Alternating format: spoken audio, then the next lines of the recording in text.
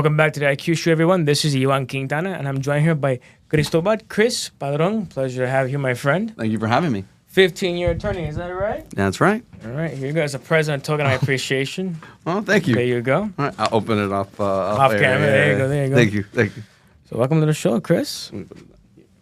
All right. Like I said, happy to be here. All right. So tell us a bit about your experience as an attorney, because I understand you've gone through several different forms of law in your field. And what's the field that's challenged you the most? Appeals. Appeals, I think, is the most challenging. Mm-hmm. It's the most rewarding. It's the most esoteric. It's the one that requires the most effort. It's just you and a computer and the evidence and what the attorneys did or didn't do and what the judge let in or didn't let in, right? So you have to kind of review everything and kind of try to build a case based on what was already done. So it's challenging. It requires a lot of creativity. There's a lot of rules. It's also more deferential, right? Mm-hmm. You defer to opposing counsel. You extend every courtesy because that's the way it should be, right? It's not so much in the trenches and the lower tribunals. Mm-hmm. So I think that's the one that's the most rewarding and the most challenging. Gotcha. And did you want to be a lawyer in the beginning or no? Since I was a little kid, my parents said I should be a lawyer because I would get into fights with everybody and I would be the one that would be defending everyone. So it's kind of just, I think lawyers are born, right? Mm. And great lawyers are made, right? But you have to want to do this. Think about it. You have to want to go in there and kind of deal with everyone else's problems, like for a living. I'm guessing that you need a therapy session every once in a while, like dealing with all these cases in different forms, right?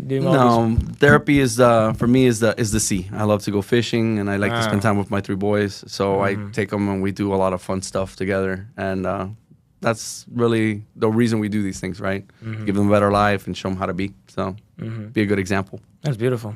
Thank you. Yeah. And we were talking about off camera beforehand, right?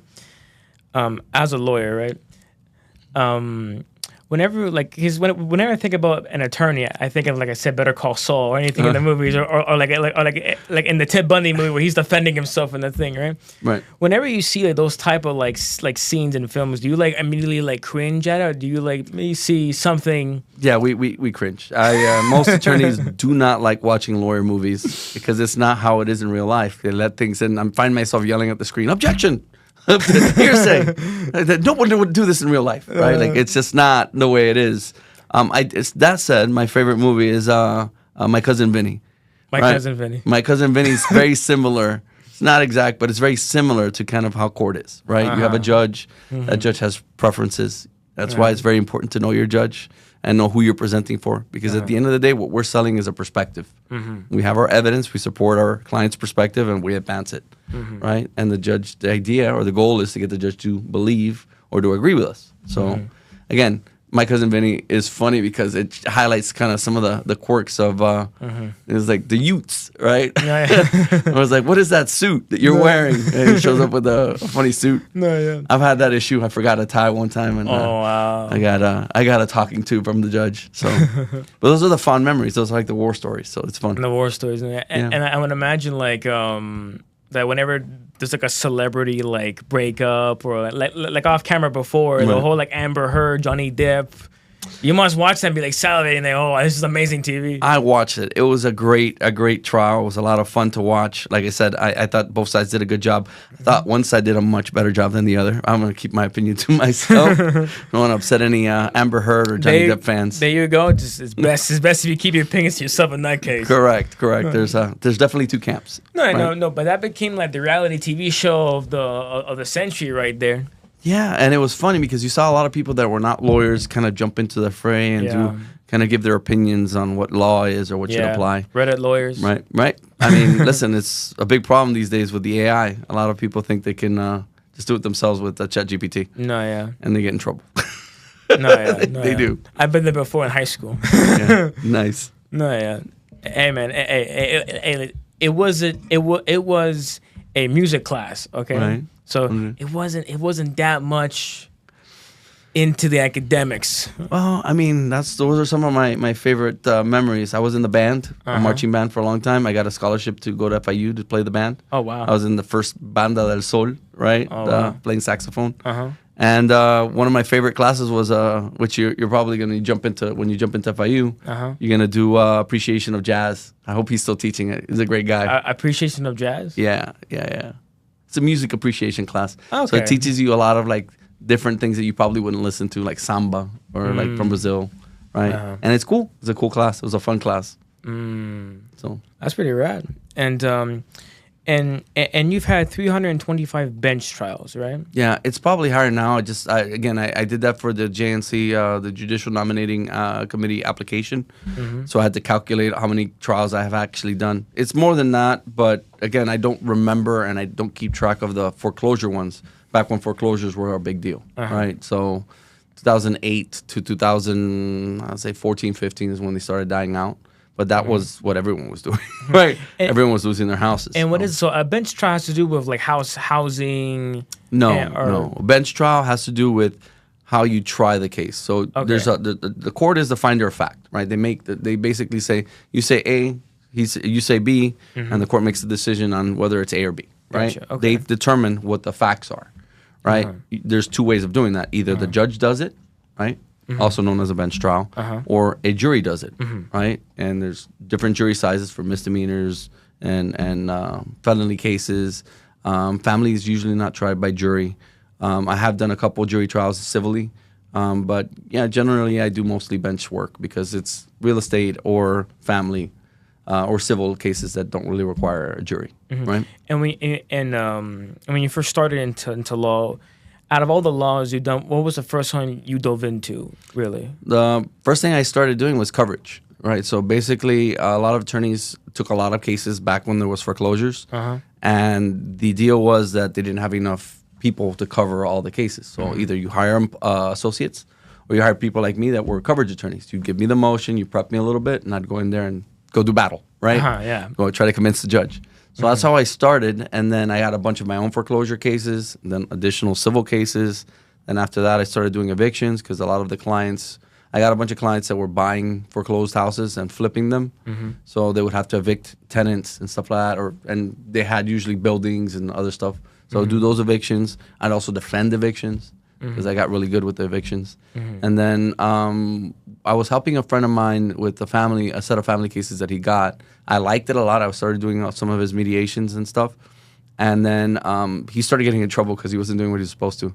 So I started learning it just to kind of get him out of trouble. And then I fell in love with it. Again, it's like bailing your friend out. Hey, Chris, I need help you. Yeah, it's true. Like he was getting sanctioned because he didn't turn in documents or certain things that you were supposed to do. And then I figured out how to get him out of that. And, I got good at that. And not only that, I kind of got tired of the foreclosure stuff because it's not... You were helping people save their houses, yes, but then there's a bunch of people that you were helping that just decided they weren't gonna pay anymore, and they were just not really. There's not really anything to do, right? So they wanted you to audit the bank's whole history, and I did that. I won a couple foreclosure trials against banks, but it must feel nice, right? Winning but against it's not as rewarding, right? Like with family, I'm helping kind of fix problems within a family, helping kids grow up in a house that's more healthy. A lot of times it's getting them services. I volunteer as a guardian ad litem in a lot of those family cases. A guardian ad litem? What does that mean exactly? So you operate like a friend of the kid. Basically, the court hires you or puts you on, the parties pay you, and you go and investigate everyone's allegations. And then you come back to court and make recommendations. Basically like the eyes and ears of the court. Right, you're really doing a function for the court. A neutral third party is doing something that a judge can't do because he's sitting on the bench. He's not supposed to be involved. But me, as a guardian, I become a party to the case. The case that they're not my kids, and I don't know either one of them. So, and I tell the court, this is what I found. I spoke to this expert. I spoke to that expert, and basically we make recommendations to heal the family, right, to make it move forward and progress the case. Oh yeah, and also as you mentioned before, the complexities of family law. It is the most, I think, one of the most challenging areas because it covers a lot, right? So you have to deal with issues of the regular domestic, like regular divorce stuff, like equitable distribution, like who gets this stuff, right? Like we bought all these things, they're both in my name or in your name or in someone else's name. What do we do with it? How do we split it up, right? Which involves businesses, right? Division of businesses, business interests, security, stocks, bonds, 401ks, IRAs, 403bs, kind of retirement vehicles as well. You deal with division of personalty, which is property, like cars, a horse, right? One of the biggest cases I did was fighting about a dog. Oh, wow. Right? We ended up having to come up with an agreement to share the dog because the problem is, first thing you do with property is you got to value it, right? How do you value a used dog, right? It's your beloved dog. Yeah. But if I tried to sell that to a stranger, nobody wants it's a used bonded with other people, someone else. Yeah. Right? It's like it sounds a little mean when you call it a used dog or like a used cat. Right. But I guess I would imagine those like celebrity like divorces get super like because at that point it's everything else, but also like he might have like a pet tiger or something in the corner or expensive property. And I'm just saying, celebrity. That whole celebrity world can be quite. It doesn't necessarily need to be celebrities. We've been involved in some serious cases involving certain people that have certain assets. Like one of the things I was involved in was one with a zoo. There was a zoo involved, and there was a difficulty in figuring out how we're going to value the animals for the zoo because it's not like you can go buy a gibbon anywhere, right? Like it's a weird kind of situation, and those are kind of the complex things that you deal with in the equitable distribution part of it, right? How do we divide the assets? Then we deal with the issues of like, okay, well, I did more than you. I always paid the house, right? And you never paid a thing. And then there's case law with that. Then you have the issues that are the alimony issues, which deal with income, imputation of income. That's like, for example, somebody was making, $500,000 a year, to say a number, right? And then a divorce gets filed and they get SIDS, sudden income deficiency syndrome, right? Suddenly they don't make any money and their business isn't worth anything. So we have to figure out, well, is he sabotaging the business? Is he making less on purpose? Or is she making less on purpose? I don't want to kind of gender the language, but the idea is that it could be either side. Yeah. And I've had cases for both, right? So you're dealing with businesses, all these different items of property. You have the alimony components, right? Which just changed in 2024. And then you have the children's issues, parenting plans. We don't have custody in the state of Florida. We have time sharing and shared parental responsibility. Oh, really? So in Florida, there's no like custody. It's time sharing. No, both parents are the natural custodians, which also was amended last year. No, in 2024, I believe. Right. So now both men and women are presumed the natural guardians of the children.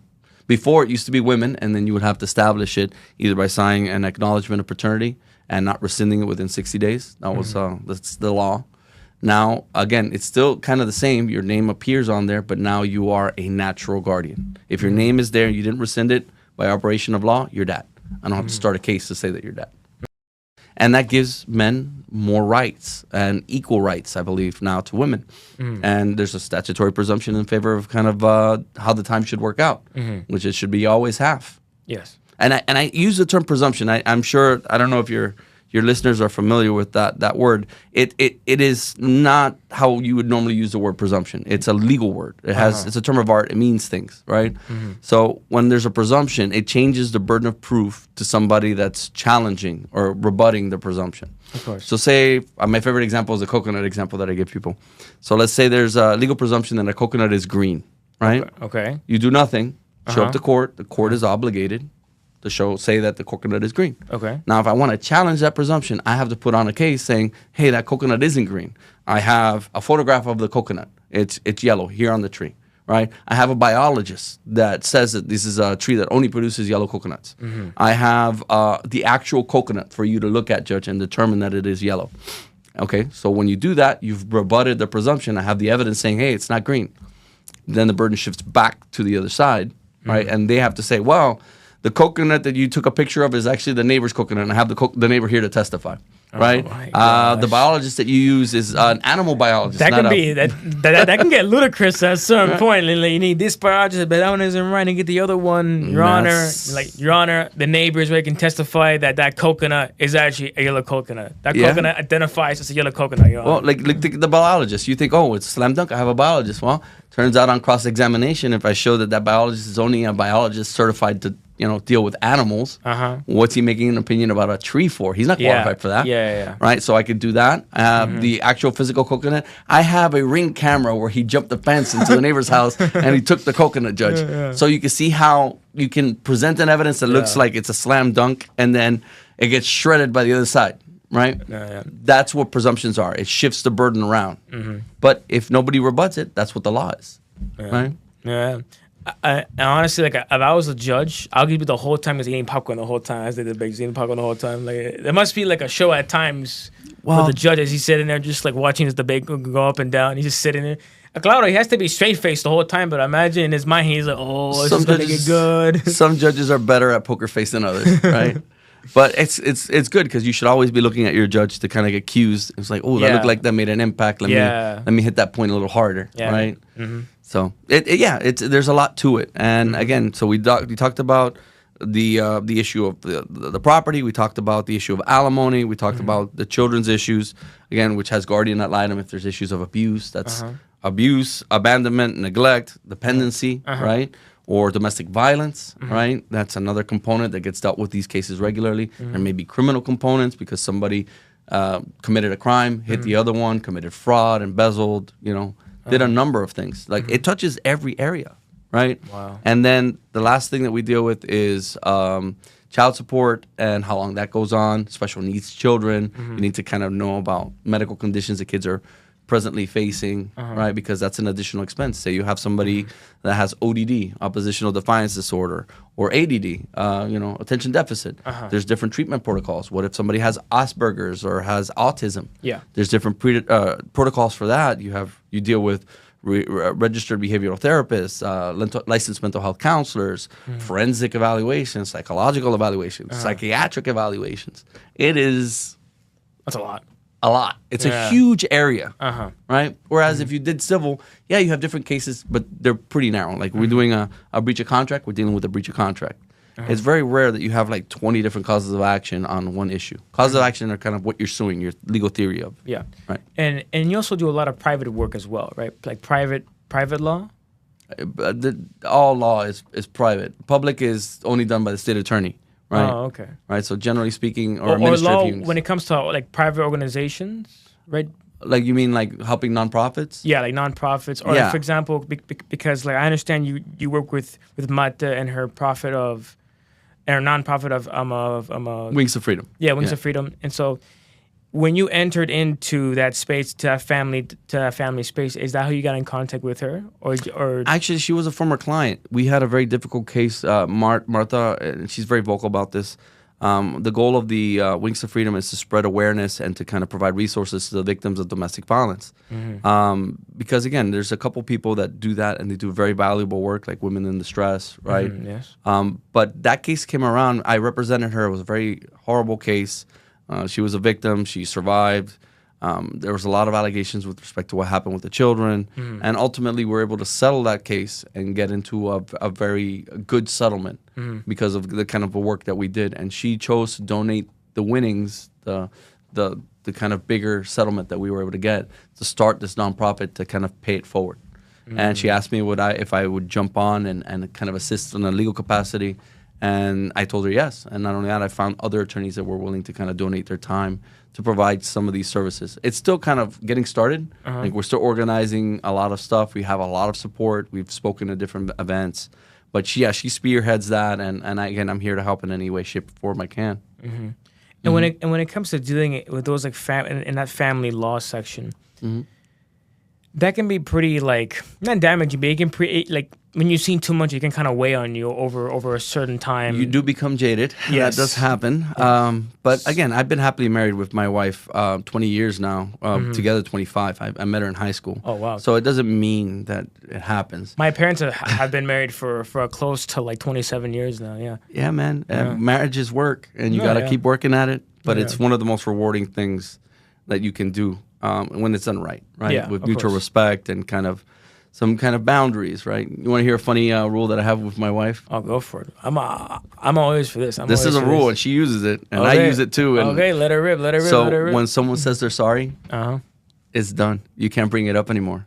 You won. Oh, okay. Right? Yeah. Because if not, you just rehash the issues. And at the end of the day, when you're mad that they didn't see your perspective. Yeah. They didn't understand, and you want the behavior to change. And if they tell you you're sorry, that means you won. We agree. Right? So why do you bring it up? It's only to hurt. So it's not helpful.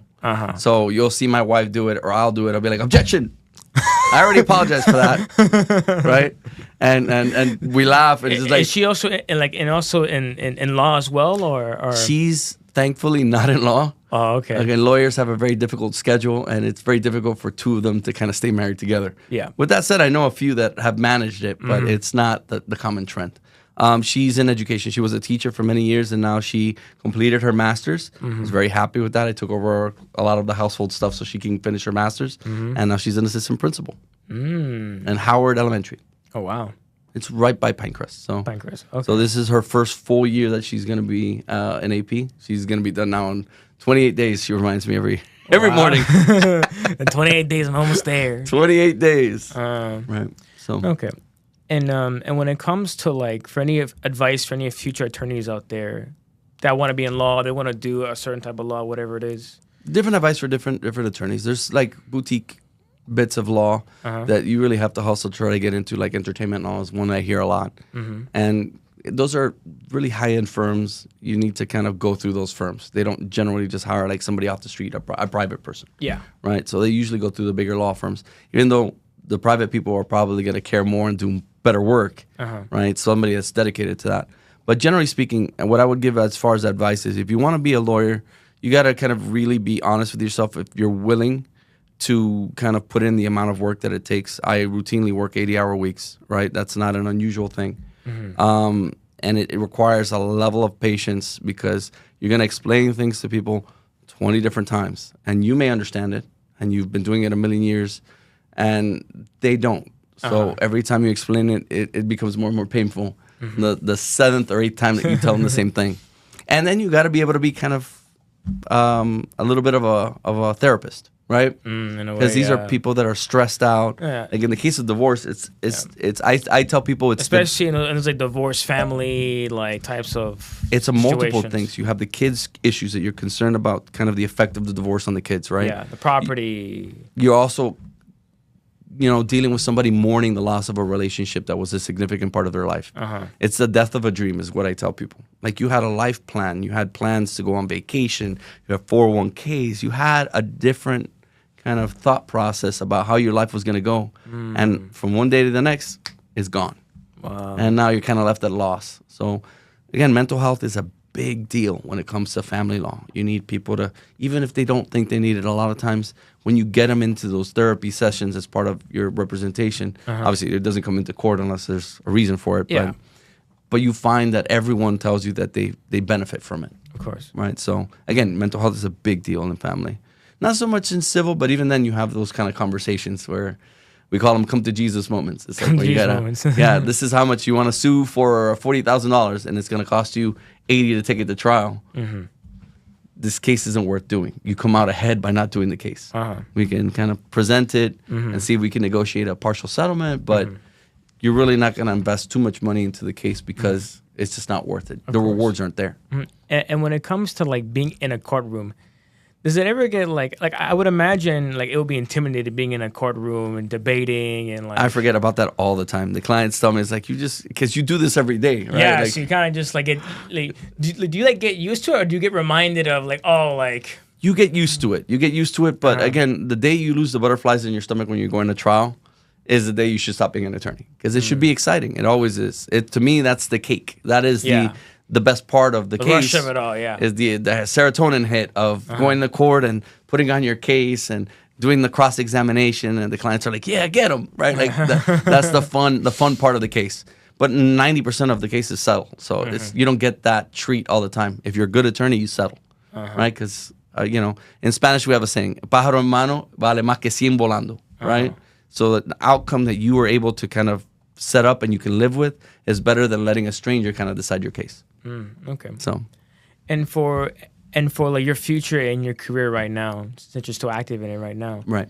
Do you at some point want to like branch out into other forms of different law that you never tried before, or do you like staying in the law you're in right now, or the fields you're in right now? I'm more specializing in family these days, to the extent that I'm taking less civil cases. I still take them here and there. Like I have a couple partition cases going on now, one in West Palm. After COVID, we pretty much went statewide. But no, my goals, my dreams are becoming a judge. I'm actually running for judge now. This election cycle in August. Oh wow! So, Look at that. You heard that, people. So, you heard that right there. that's kind of the dream, right? The dream is to kind of be up there and do right by people, and serve the community in that capacity as well. I think I'm making that great case right now to the people right now. Oh, I appreciate that. Yeah. Again. So you were asking me about nonprofits. I'm also part of another one that's called Kids Side. So Kids Side is another one that we fundraise for services for the court. There's a thing called Family Court Services. They provide like supervised time sharing, psychological evaluations, counseling, therapy, parenting classes. So the parents can kind of learn what to expect and how to kind of interact in a 2-household system, right? And so that used to be funded by the county until they pulled the funding. So about 20 years ago, I believe it was Judge Bernstein that started the organization or was heavily involved in it. And basically, we took up the mantle. There's a lot of people in Kids Side that fundraise for it, right? And that money literally just gets transferred over to Family Court Services to provide these services to the public at no charge, right? Usually reserved for lower income families. Because a lot of times you need the services. You need the counseling for the dad or for the mom, for the child, right? We need supervised time sharing to kind of get past allegations that the child is afraid, so that we have a third party looking at it and kind of doing a therapeutic visitation so that they can report back to the court or to the guardian, right? And they could say, hey, look, the kid is actually doing well. He's not as scared as mom is afraid of, right? So yeah, I do all that, and I intend on continuing that, albeit in a different capacity if I do make it to judge. So. And how do you become a judge exactly? How does that work?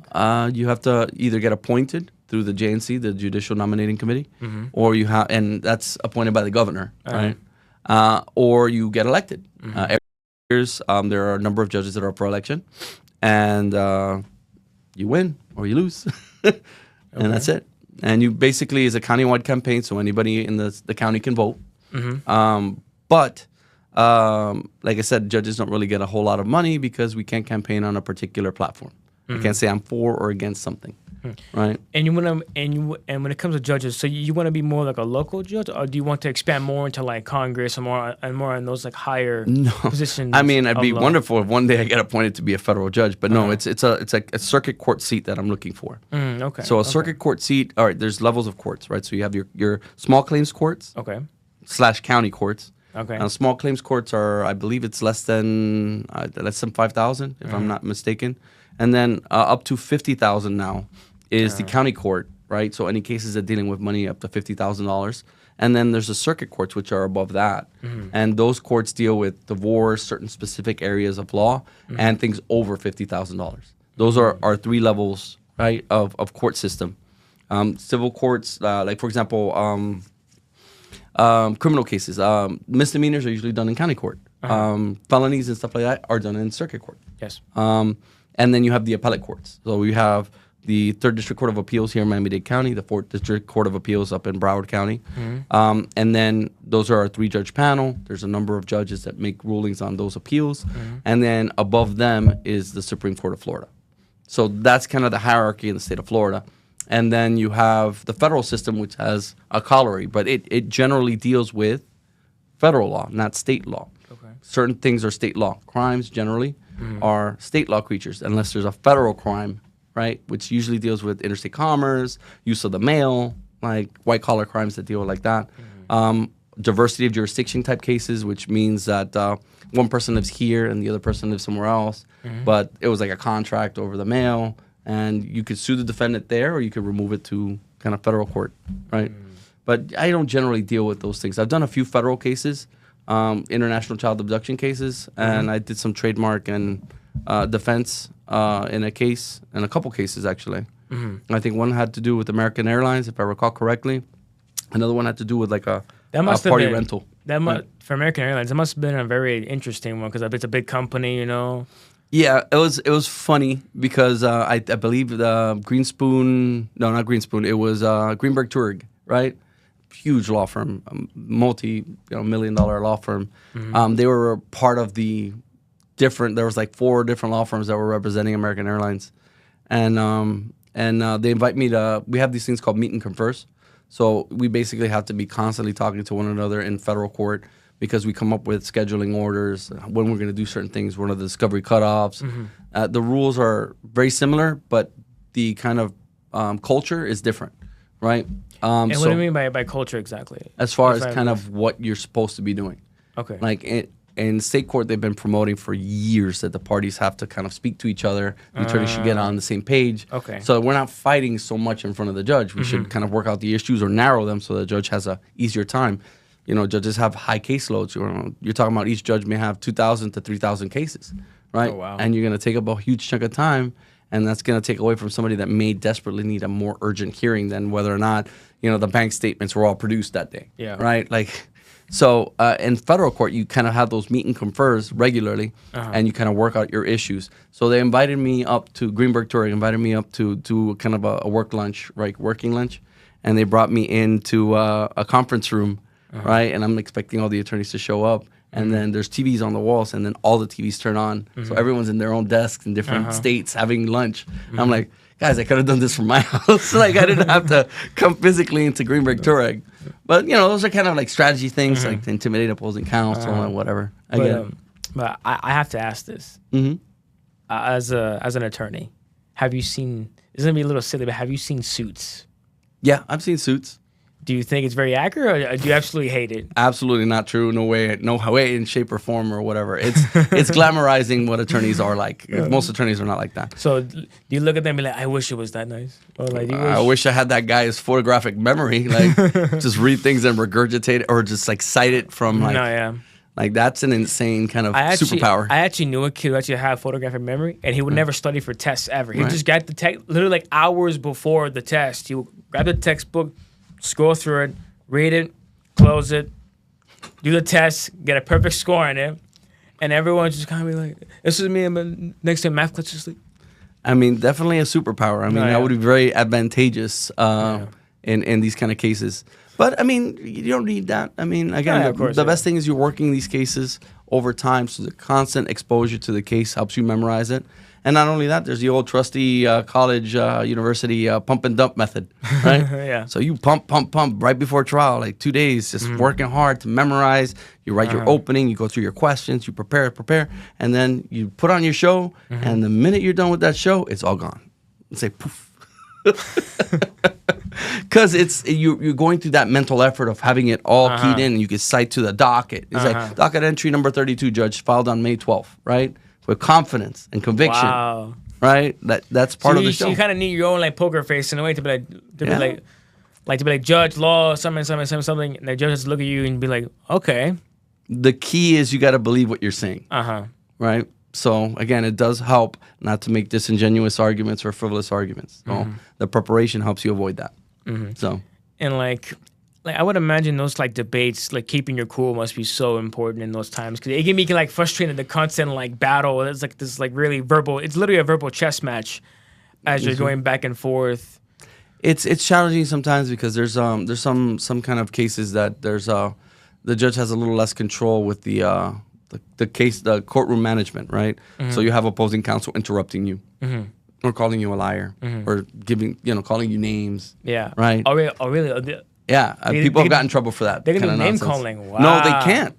We have an ethical rule that says we're supposed to be, respectful and professional with our colleagues. Wow. But I've seen it. I've seen female attorneys called little girl. I've seen, and the judge is like, "What did you say?" Like, yeah, again. Wow. So yeah, tempers do get the best of people. The best thing to do is not make it personal, right? You got to separate your personal views from kind of the profession of it. Like at the end of the day, the other side has the job to do just like you. Yeah. Their job is to put on the best case that they can to be as persuasive. It's his business. And to contradict you and to kind of make your evidence look bad, right? Yeah. It's his business, It is. And you'd be surprised. One of the guys that I had the most fun with was Joe Corey. Joe Corey is a big-time family law attorney here in Hialeah, where I kind of started my law firm. And Joe and I went at it in one case on a modification. I'm like, and I start off with like, Judge, I know it's been a while since Mr. Corey looked at the modification statute, but if he would have read it, he would have known that. And he's like, Judge, because that's how he goes. He has that mustache. He goes, what? Judge. Not only do I know the statute, I helped write that statute, right? I was like, and then I would chime up and be like, how long ago, Joe? Oh my God, that'd be so hilarious. And so, but it's a good-natured ribbing. The judge was playing along, and it was fun. And at the end, we went and we had lunch, and that must be so funny. Like he's like an intense debate that he's meeting up for lunch in the back.